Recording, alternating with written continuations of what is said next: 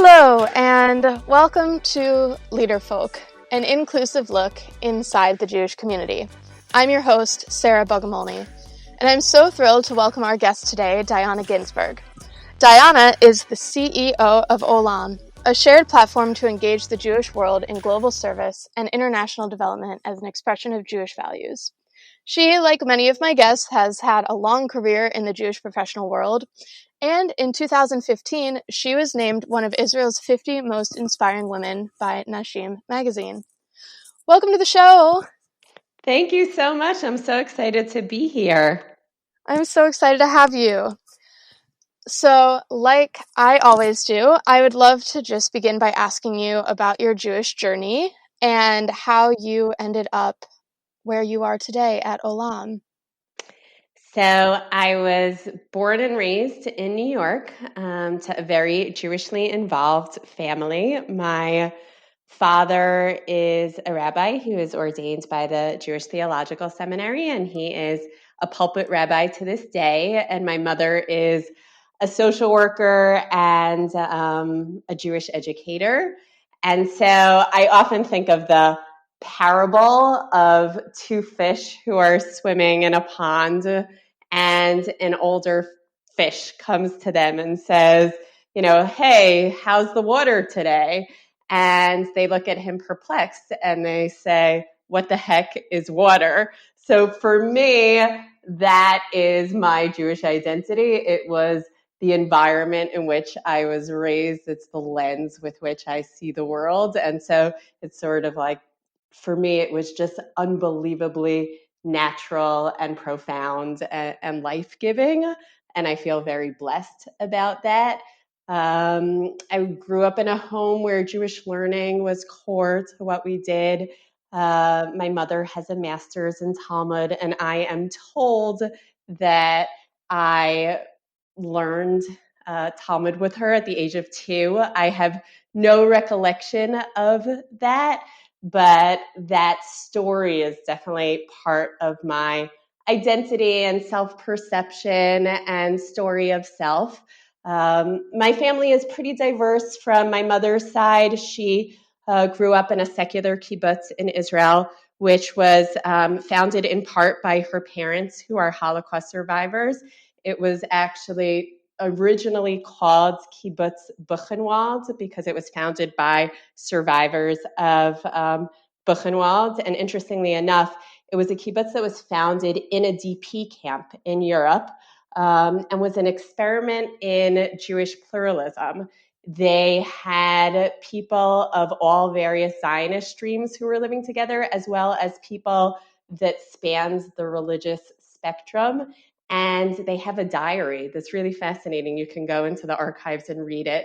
That's about how did they navigate in a DP camp in Europe, Jewish observance in a pluralistic community. What did Shabbat observance look like? And so one of the things that's really interesting there is, while my grandmother grew up in a religious home, by the time the Holocaust was over, she was no longer observant. And so when she was in this kibbutz in the DP camp, she belonged to the secular contingent in that kibbutz. And they came to Israel and landed on a boat on the second day of Rosh Hashanah. And the secular contingent got off the boat and the religious contingent stayed on the boat. And that, unfortunately, was the end of that experiment in Jewish pluralism.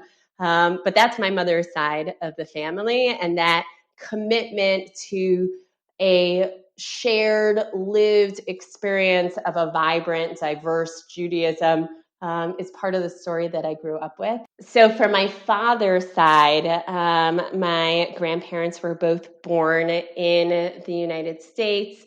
My grandfather served in the Second World War, and were very much a part of building Jewish life in suburbia in the United States. My grandmother was the president of her Reform temple, and that too was part of the story I grew up with. So I attended Orthodox schools, modern Orthodox schools from the time I was a little kid, and always had this sense that I was not fully an insider. Had one foot in any community that I was a part of, but one foot out also. Being the daughter of a conservative rabbi in a modern Orthodox setting, having a family that was comprised both of secular kibbutznik individuals as well as proud members of the Reform movement. It always felt like I straddled the fence between multiple worlds. And a part of my Jewish identity is definitely an activist streak. I grew up in a household that was very involved in the movement on behalf of Soviet Jews who in the former Soviet Union were not able to either emigrate freely or worship freely or practice their own traditions. And I remember going to rallies as a little kid. And in fact, my father was involved in several acts of civil disobedience on the part of rabbis from different denominations.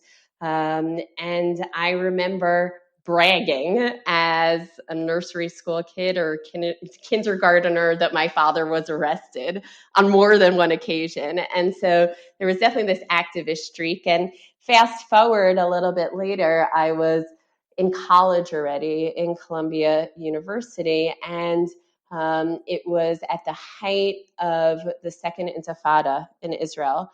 And there were several demonstrations in support of people who had been victims of terror. And my parents were both very involved in this. I think there was a large demonstration that gathered over 10,000 or 15,000 Jews in New York at the time.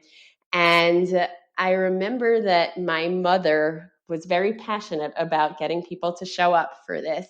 And so even though she was a leader in the community, she basically took it upon herself to stand at the railroad platform. We lived in a commuter neighborhood in Long Island where most of the people were traveling back and forth to Manhattan on a daily basis. And so that was a great way to grab people's attention. And day in and day out for about a week leading up to this mass event of solidarity, she was standing on the platform handing out flyers. And I remember as a college student being slightly embarrassed of that, feeling like that's something somebody else should do. And yet there was something that was very matter of fact, that this is something that needed to be done, and there's no shame in doing good work. And that was deeply embedded within my family and some of the lessons that I learned at home. And so while I was a college student at Columbia University, was when my own Jewish leadership journey really started. I was very involved in Jewish life on campus. I was actually the first female president of the Orthodox Jewish student group on campus, which, given the demographics of a New York-based campus with a large Jewish population, was actually a really large group. And so that was a place where I got to exercise leadership in the first way, in a real way. And for me, that was probably the best laboratory for learning new skills about myself, what to do, what not to do. I moved to Israel straight out of college in 2002, and I did that in large part because I had a familial connection to Israel. I grew up with one side of my family living in Israel. We had visited frequently as a child, but I also did that because I very much knew I wanted to roll up my sleeves and make a difference. And Israel felt like a place where there was the opportunity to do that. There are amazing things in Israeli society, but also beset by many challenges. And so that was exciting for me. I moved to Israel. I did a master's in Jewish education, and I spent the first several years of my career really focused on connecting people within Israeli society and also connecting Israelis to Jews around the world.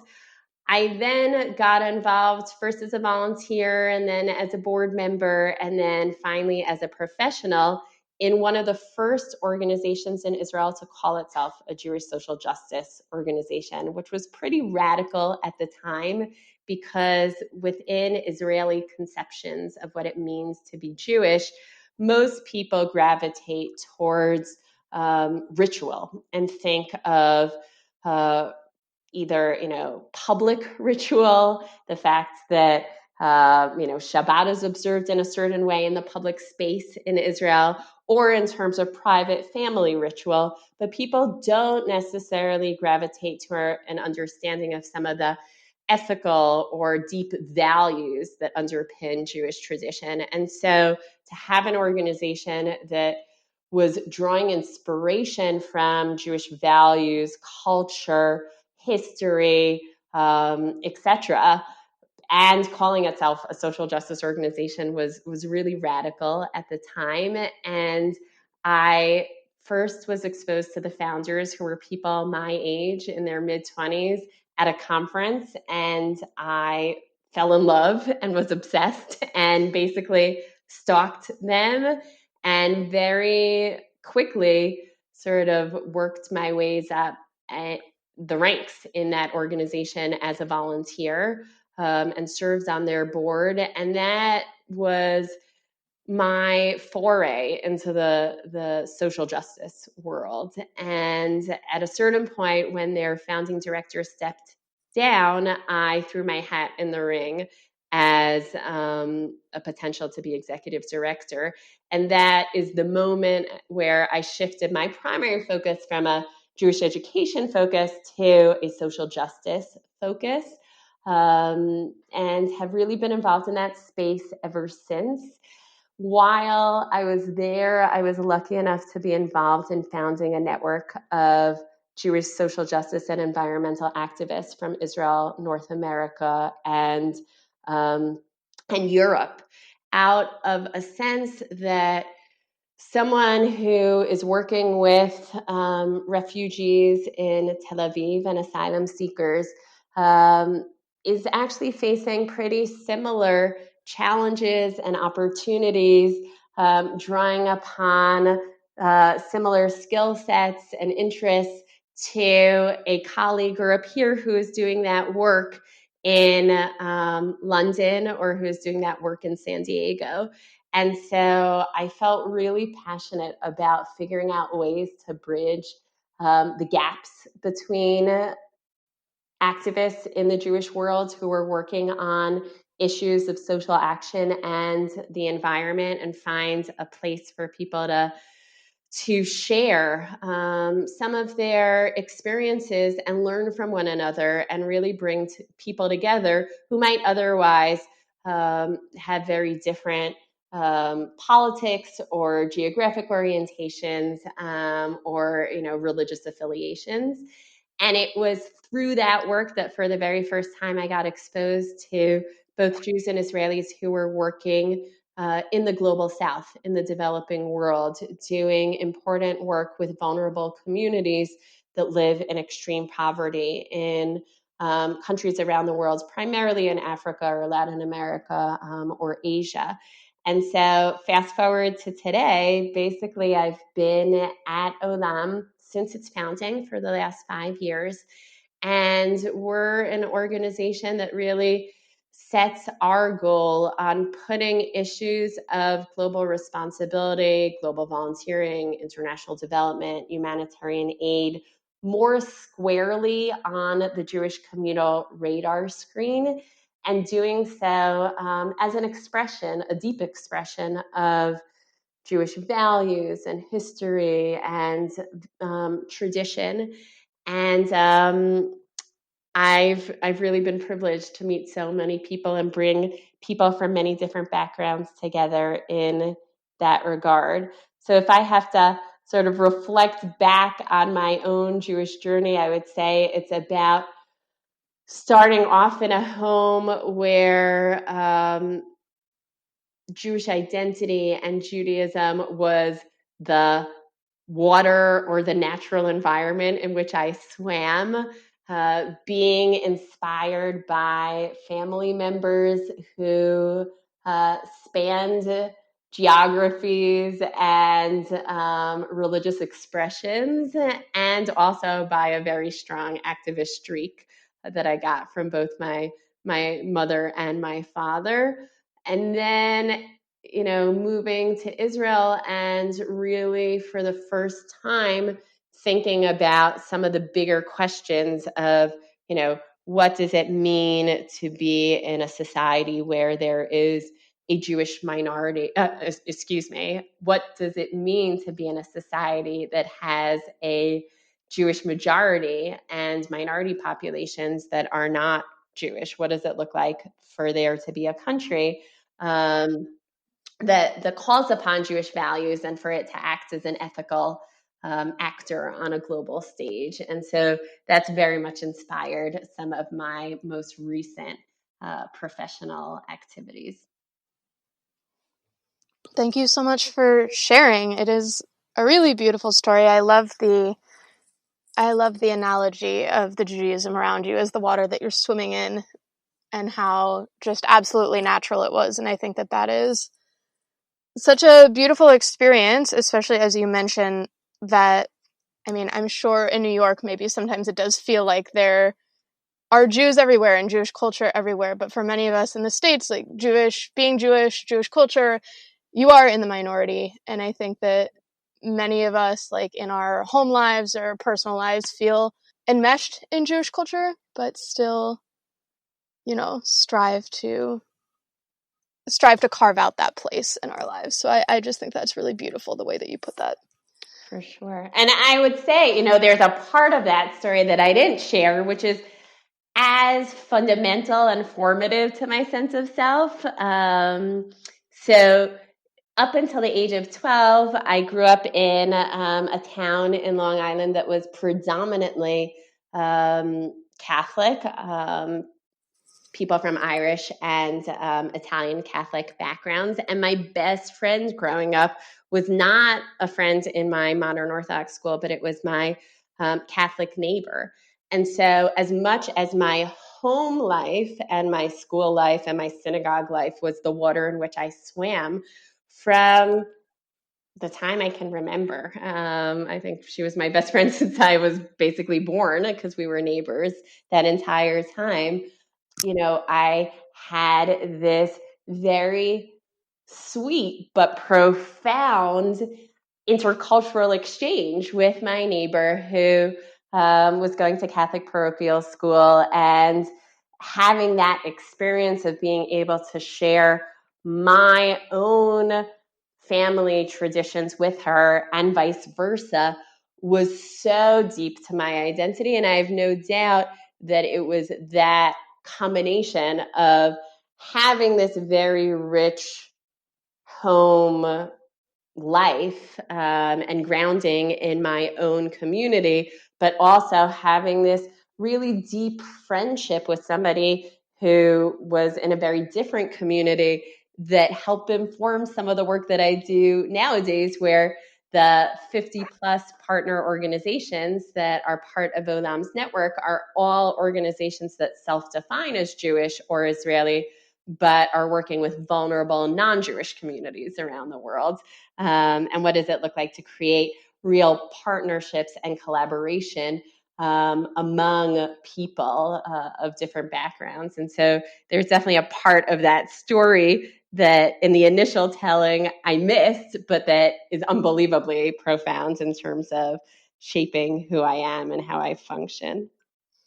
Yeah, absolutely. I'd love if you could dive a little deeper into explaining the work that you do through Olam.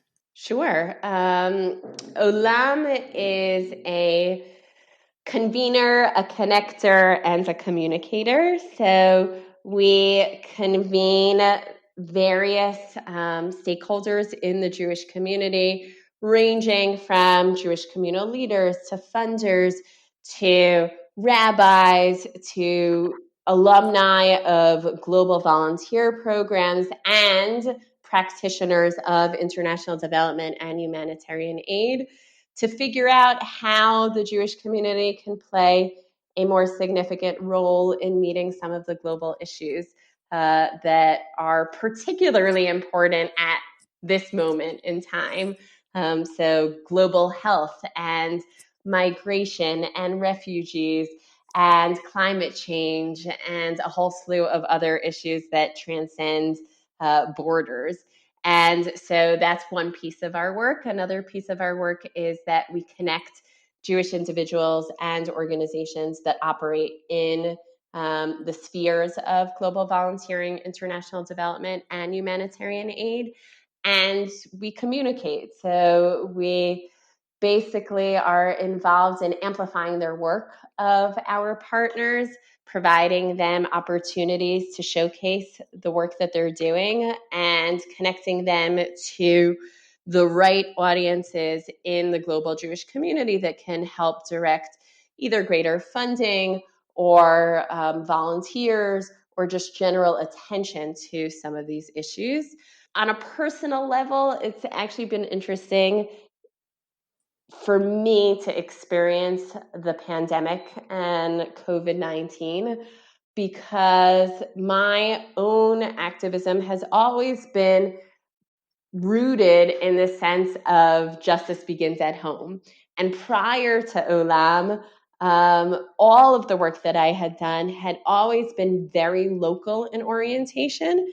And then I stepped into this role at Olam, which in many ways was a natural outgrowth of everything that I had done before. It combined the Jewish and it combined a deep commitment to the pursuit of justice, and it combined bringing people together from various backgrounds and places.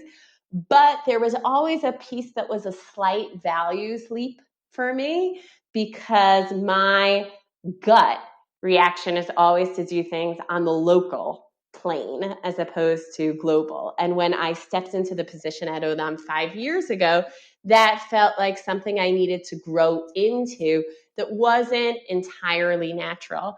And that's been a progress or a process over time.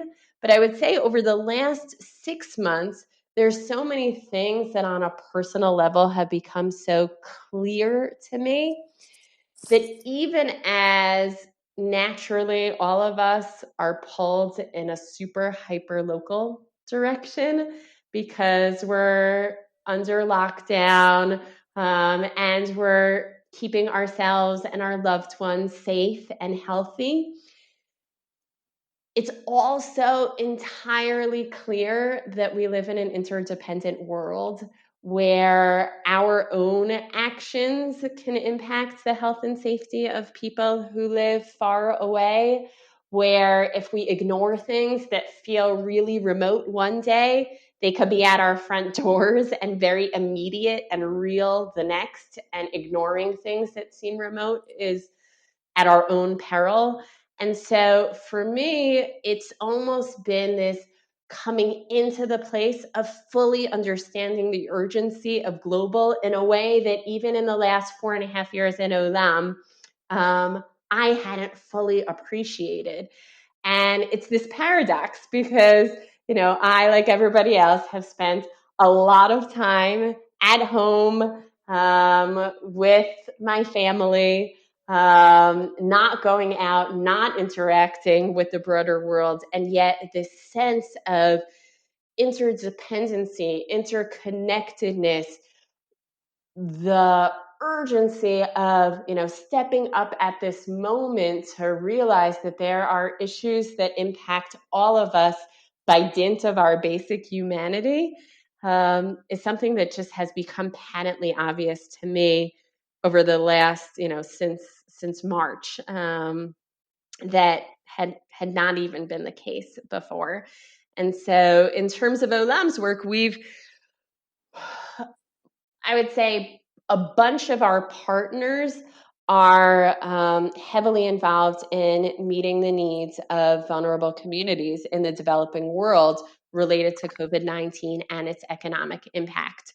And so we've really had to figure out new ways to step up as a convener and a connector and help them through what has been a really intense time of just doing their work in ways that are new and challenging. A lot of them had relied on travel. Travel is not just a part of what they do, but is core to what they do. And how can they continue to meet the needs of the communities that they're serving, but do so without travel? So how do we step up as a convener has been a big part of what we've done over the last several months.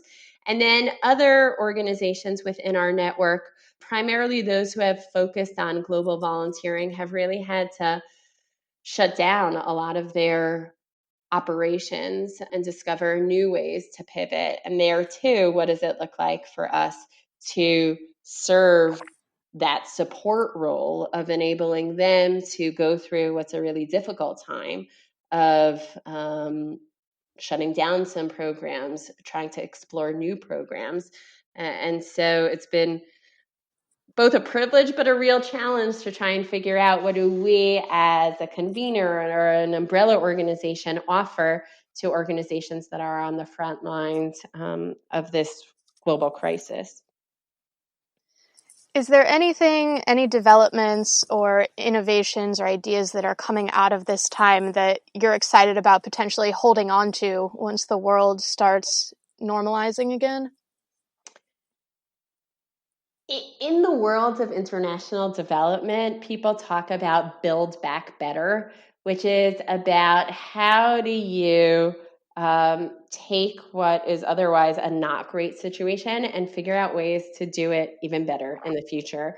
And the reason why that term comes up a lot in international development is because when a natural disaster, a hurricane, a tornado, strikes, an earthquake, what does it look like to use that as an opportunity, not just to help people cobble together the lives that they had before, but actually envision a society that is more equal, that is more just. And so that mindset is definitely a mindset that I'm thinking about in terms of Olam's work, but in terms of both the Jewish community and the world at large, right? What does it look like to take this moment where so many tools in our toolkit are no longer at our disposal and say what worked and what didn't work? And so, a bunch of our partners who work with refugees and asylum seekers around the world are now relying much more heavily on technology. And how could we use that in the future as something that is a real tool to engage populations? And that's just one example of things that have been done. And I think in the global volunteering sphere, which is a sphere that a bunch of people have experienced, there's always a complicated piece of the power dynamics between external volunteers who are coming into a community that has its own power dynamics.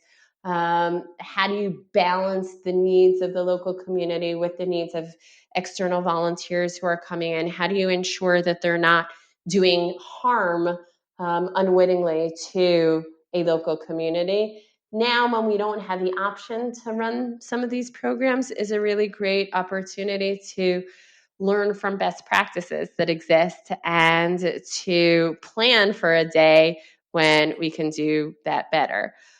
At the same time, I would say it's a loss, and it's a loss for a lot of people in Olam's community. I was recently speaking to one of our board members who is also a rabbi, and she shared with me the fact that when Rosh Hashanah falls on Shabbat, there is a tradition that we do not blow the shofar. And she, as a rabbi, experiences that as a real loss because one of her greatest engagement tools for engaging Jews on Rosh Hashanah and having them have a deep and powerful spiritual experience is the shofar. And she used that as an analogy for saying, for many people whose work relied on travel, and for Olam's partner organizations, it was both the way that they delivered services to vulnerable communities around the world, but was also the way that they were engaging people in the Jewish community, whether it was through donor missions or volunteer groups or other ways to expose people to their work. It's a real loss. And so there are definitely pieces that I think we can be thinking about. How do we create better relationships with local communities? How do we indeed build back better? But I want to acknowledge the fact that in the short term, and perhaps in the intermediate term as well, not having travel, not having the ability to experience that deep intercultural exchange firsthand, it is a profound loss. It's a profound loss for our field, but also for the Jewish community, because it means that our experiences are a little bit more myopic and that we don't have that rich cultural exchange. Yeah, that is definitely a huge issue that we're facing. And does that mean that things like in many of the rest of the parts of the world are changing to virtual? Like, are there impacts that can be made over the internet to these communities or in service of these communities? So in some places, yes, and in some places, no. And our partners are using other means to get out basic information. And so in some of the more remote areas, many Olam partners have used radio broadcasts or actual, vehicles or vans that have gone out with information about COVID-19, about basic sanitation, hand washing, etc. One of the things that's just really important to mention is that many of the things that we take for granted at this time, the ability to social distance, the ability to wash hands, the ability to have access to soap and water, or even the ability to collect unemployment, are just not options for so many people around the globe. And so many of our partners have had to figure out creative ways to bypass some of the challenges. And so for some, it has been using, Zoom and cell phone technology. But for others, it's been some of these alternative means to get out some basic life-saving information. For people listening who might be feeling inspired or kind of called to action hearing this, what would you suggest to them? First, educate yourselves.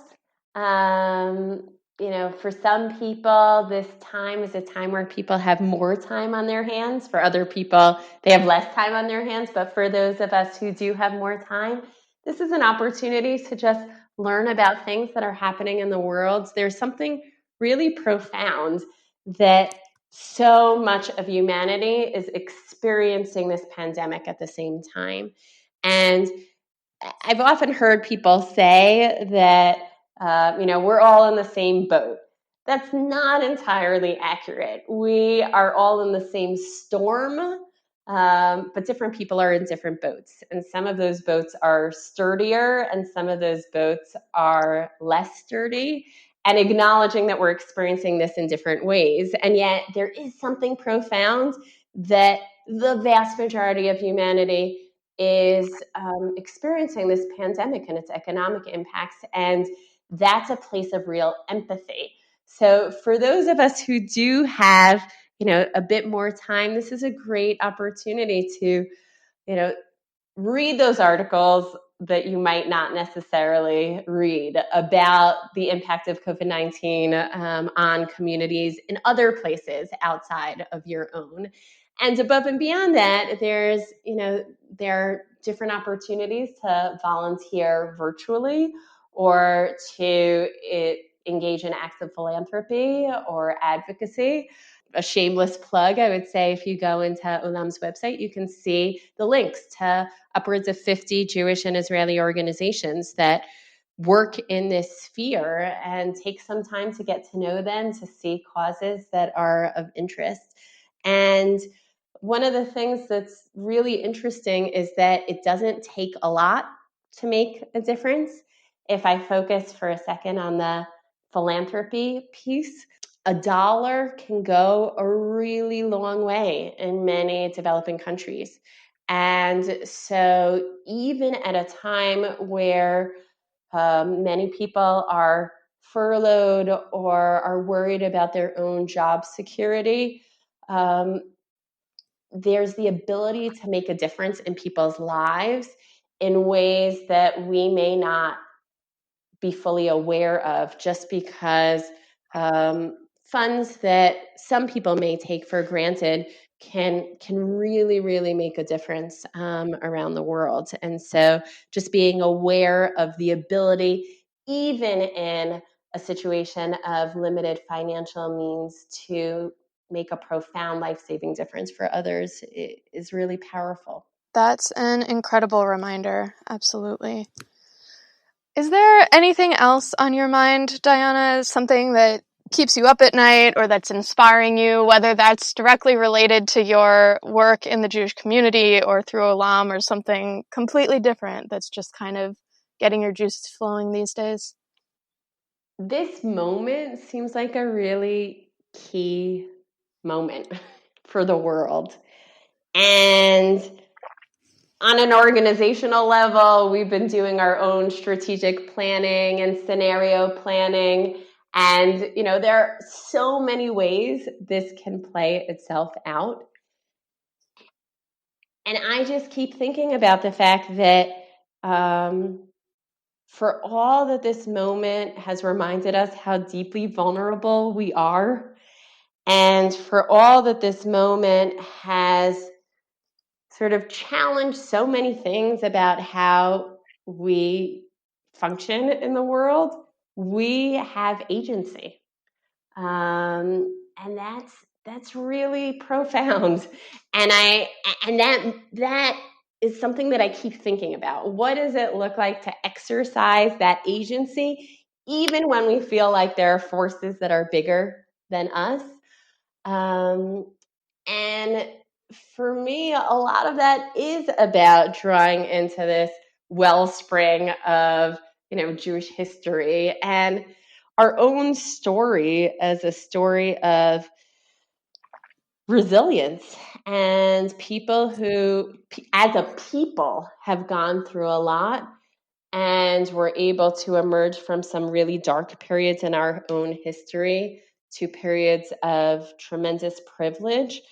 I think that that's a reminder for me on a personal level, and on an organizational level, that there is the ability for people to be resilient and to overcome even really challenging situations where it feels like we don't have a lot that we can do.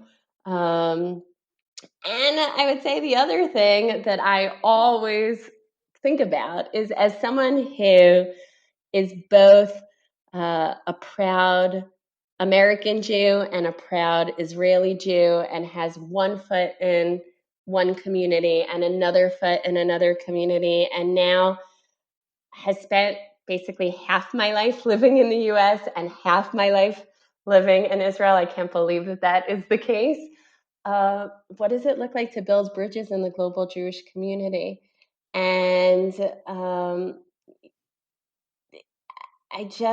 I'm concerned that this moment is a moment where, like, people are just gonna go hyper local. But I hope that it will also be this place where we can also step outside of ourselves and build bridges. And, is it possible to, in this moment where we are just thinking about who we are, to also think about ourselves in a much broader way? Dyonna, thank you so much for being here today, for sharing about yourself so openly, for sharing about the work that you do. I'm very grateful to be able to speak with you and to share what you do with our listeners. Thank you so much. This was such a pleasure. Leader Folk is all about elevating voices and starting conversations. So now we'd love to hear from you. Email us at podcast@tcjewfolk.com to share your thoughts, your ideas, or to nominate future guests. Leader Folk is a project of Jewfolk Inc. and the Jewfolk Podcast Network. For more information, visit tcjewfolk.com/podcast.